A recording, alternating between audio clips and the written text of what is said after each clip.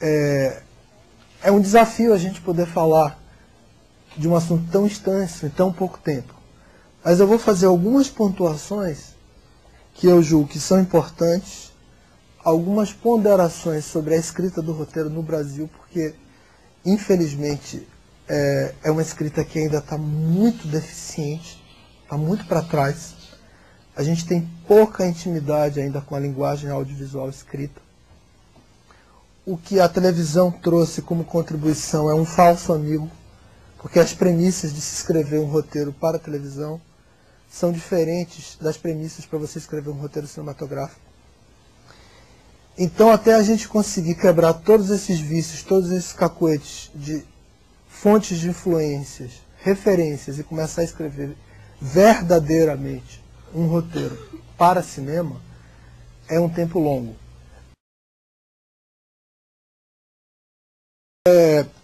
A gente tem duas grandes famílias no roteiro. O roteiro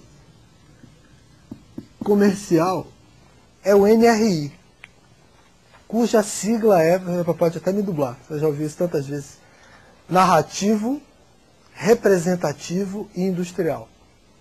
E aí vale a pena a gente entender cada sigla, porque ele é narrativo, porque ele é representativo, porque ele é industrial. Então esse seria o roteiro dito comercial. Hollywood, Se Eu Fosse Você, abordagens de mercado, roteiros pensados para o grande público. Né? E aí, sem preconceitos, se são bons, se são ruins, se são eficientes e narram e o público vai lá, eles têm relevância, têm importância e têm que ser estudados. O outro, filho dos movimentos do pós-guerra, principalmente que receberam uma influência muito grande dos movimentos de vanguarda no cinema que vão ocorrer depois da Segunda Guerra Mundial, são os não representativos. Então, esses aqui são os experimentais e esses são os comerciais. Estas são as duas grandes famílias que a gente tem. E é claro que, por serem antípodas, exigem operações completamente diferentes, premissas diferentes. Só que você só conhece bem o segundo se você conhecer bem o primeiro.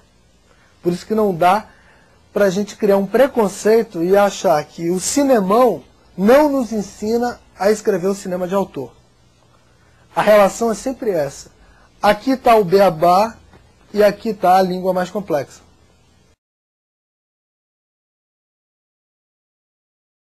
Eu agora, recentemente, fui parecerista, o nome é esquisito, mas é assim, eu dei pareceres, né, para os roteiros que foram apresentados para a Ancine.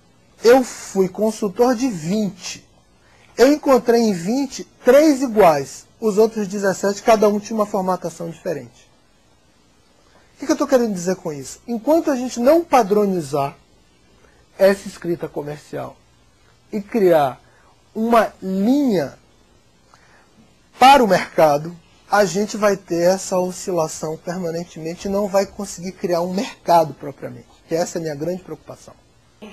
Você só cria um cinema de exceção se você tem um cinema de mainstream acontecendo. O que a gente vê por aí das experiências bem-sucedidas é o seguinte: há um cinema de mainstream que alimenta essa exceção, que dá margem para que essa exceção exista.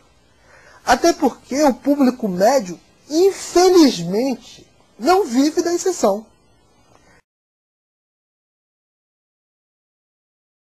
Quando os gregos, lá atrás, bolam as primeiras premissas para você ter uma escritura que depois vai ser aproveitada pela indústria cultural, como no caso de Hollywood, como no caso da TV Globo, etc., eles criam dizendo que não há narrativa sem ethos.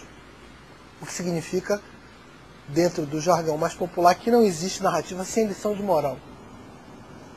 Vem desse período, vem desde os gregos, uma expectativa de que você vai assistir a algo que lhe ensina a como proceder na sua vida fora. E o mais curioso é que depois desse conceito a gente nunca mais conseguiu apartar narrativa dramática de etos. Você sempre tem que narrar algum conflito que eles vão chamar de patos,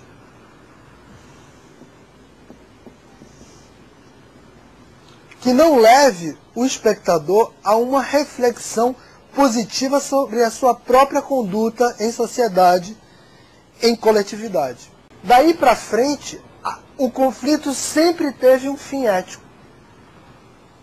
Aí no final o cara que é mal melhora. No final, aquele defeito que a pessoa não sabia que carregava é corrigido. No final ele passou a ser melhor pai, a ser melhor chefe, a ser melhor amigo, a ser melhor aluno, melhor professor, melhor diretor, o diabo. Vem dos gregos essa herança de que você cria com o que ficou conhecido como narrativa de arquiplot, um conflito com arco, porque o cara começa de um jeito e acaba de outro. Porque há um arco de mudanças para que o ethos, a moral dele, seja transformado. Daí para frente, nunca mais a gente abandonou uma coisa da outra.